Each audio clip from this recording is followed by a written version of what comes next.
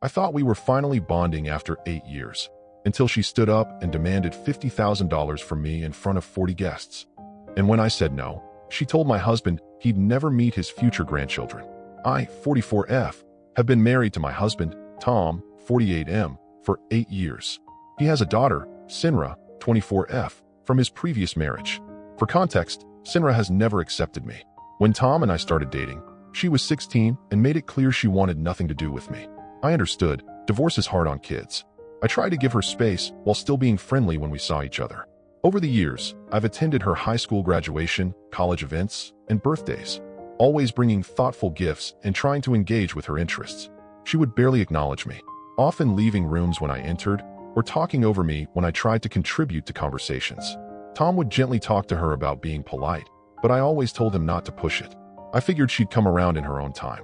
Her mother, Julie, 46F, and I are cordial.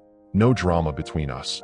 We've even worked together on a few things when it came to Sinra, like arranging college transportation or sending joint gifts. 2 months ago, out of nowhere, Sinra started acting very sweet toward me. She texted me pictures of her wedding dress options, called to ask for my opinion on flower arrangements, and invited me out for lunch, just us girls. I was confused, but happy. I truly believed that after 8 years, she was finally letting me in. We even went to a bridal boutique together. She tried on dresses while I sat in one of those plush chairs clapping and tearing up. She called me mom, once while describing how grateful she was to have 2 strong women guiding her. I didn't correct her. I was caught up in the moment. Then came the engagement party. Big crowd, lots of friends and family.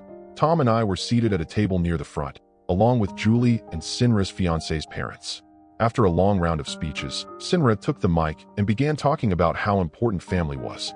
She thanked her dad, her mom, and then turned to me. She said, "And I'd like to give a special thank you to my stepmother, who's been a recent light in my life. To show how much we value family support, we're asking her to contribute $50,000 toward the wedding." The room went quiet. I stared at her. Was this a joke? Her tone was completely serious. People turned to look at me, smiling, encouraging. I gave a tight-lipped smile and said, "That's very generous of you to assume. But no, I will not be doing that." She looked shocked. "What?" I said, calmly. "You've ignored me for almost a decade. You only started talking to me again when you wanted money. I'm not funding your wedding." Tom looked stunned. Julie tried to change the subject. The party moved on, but the damage was done. Later that night, Sinra sent Tom a long message saying she was humiliated and betrayed, that I had made her look like a beggar and embarrassed her in front of everyone. She then said we were no longer invited to the wedding. But that wasn't all. She also said she no longer wanted people like us around her future children, that she didn't want them growing up exposed to manipulation and cruelty. Tom was heartbroken. He tried calling her, but she didn't pick up. He tried Julie, who said she understood our perspective but couldn't go against her daughter's decision. It's been over a month. No contact, no updates, no apology. Tom is devastated. He loves his daughter, and while he always knew their relationship had complications, this felt like a final door slamming shut. As for me, I feel used. Not because she asked for help with the wedding, but because she pretended to care about me just to get it. She played a part. She acted warm, sweet, daughterly, and it worked. For a few weeks, I truly believed she saw me as family. I let my guard down. I let myself hope. But she was just buttering me up for a payday. And when I said no, boom, instant enemy. Future grandkids revoked. Tom keeps telling me it's not my fault, that I was right to draw the line, that this was always going to happen, eventually. But I can't help but feel like I ruined something. Maybe if I had just given some money, not $50,000, but maybe $5,000, things would be different. Maybe she wouldn't have exploded. Or maybe this was always going to happen the moment I said no, no matter the number. I don't know. All I know is, I tried for 8 years. I showed up, I stayed kind, I gave her room to come to me. And when she finally did, it was just for money. It's now been 6 weeks since the engagement party. No calls, no texts, total silence from Sinra. Tom pretends he's okay, but I know he's not. He checks his phone constantly, hoping for a message that never comes. Sometimes I catch him staring at old pictures of her when she was a kid. He doesn't say anything, but the pain is there, heavy. Last week, I found him in the garage, alone, crying. I didn't say anything. I just held his hand. Then, something unexpected happened. A letter arrived. Not an email, not a text.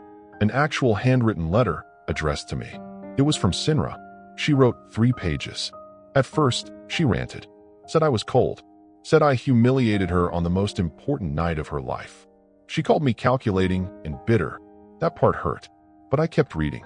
Midway through the letter, her tone shifted. She admitted she was overwhelmed, that she felt pressure to put on a show and impress her fiancé's family, that she thought if she got money from us, it would prove that everyone supported the marriage. She said she felt guilty that we weren't close and believed involving me in the wedding might change that. But when I said no, in front of everyone, she felt exposed, ashamed, like the rejection wasn't just about the money, but about her as a person. The last paragraph was the hardest. She wrote, "I don't know how to fix this. I don't even know if I want to. But I needed to tell you how I felt, even if you never respond." I sat there for a long time, letter in hand. I didn't know whether to cry or scream. It wasn't an apology. Not exactly. But it was something. A flicker. A moment of vulnerability. I showed it to Tom. He cried again. But this time, there was something else in his eyes. Hope. We decided not to reply right away. Sometimes, space is more powerful than words. But I wrote my own letter. 1 page. I didn't defend myself. I didn't attack her. I just wrote, "I've always wanted to be part of your life. Not your wallet. Not your enemy. Just someone who cared. If you're ever ready, the door's open." Tom signed it with me. We sent it. And now we wait. Again. Final part. We did get a reply, but it wasn't what we hoped for. 2 weeks after we sent the letter, we received a response. But it didn't come from Sinra. It came from her fiancé. A typed letter. Short. Cold. He wrote, "We appreciate the gesture, but Sinra has decided to move forward with her boundaries in place. She feels it's healthiest to keep distance. We hope you respect her wishes. We wish you both peace." That was it. No emotion. No warmth. No opening for reconciliation. Tom read it 3 times in silence. Then he folded it, set it aside, and quietly went outside. I didn't follow him. I knew he needed space. I sat there for a long time, trying to process what we had just received. Not only did she not reply herself, she delegated that task to someone else. To someone who has never known us, never sat at our table, never seen the years we spent waiting. She made her final choice, and she didn't even say it to us directly. Tom and I eventually talked about it. He said something I'll never forget. "I spent years trying to be the dad she needed, and maybe I failed in ways I'll never understand. But I know I didn't deserve this, and neither did you. We've stopped waiting for an apology that may never come. We're moving forward, not out of anger, but self-preservation." We still keep a drawer with some of her childhood photos. We didn't throw them away, but we don't take them out anymore. Maybe someday she'll change her mind. Maybe she won't. But the door we left open? It'll stay unlocked. We just won't stand in it anymore. What do you think? Was I wrong to stand my ground?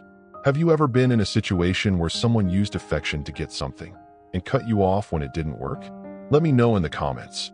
And to anyone who's ever tried to love someone who wouldn't let them in, it's okay to stop knocking. Sometimes, the peace is on the other side of walking away.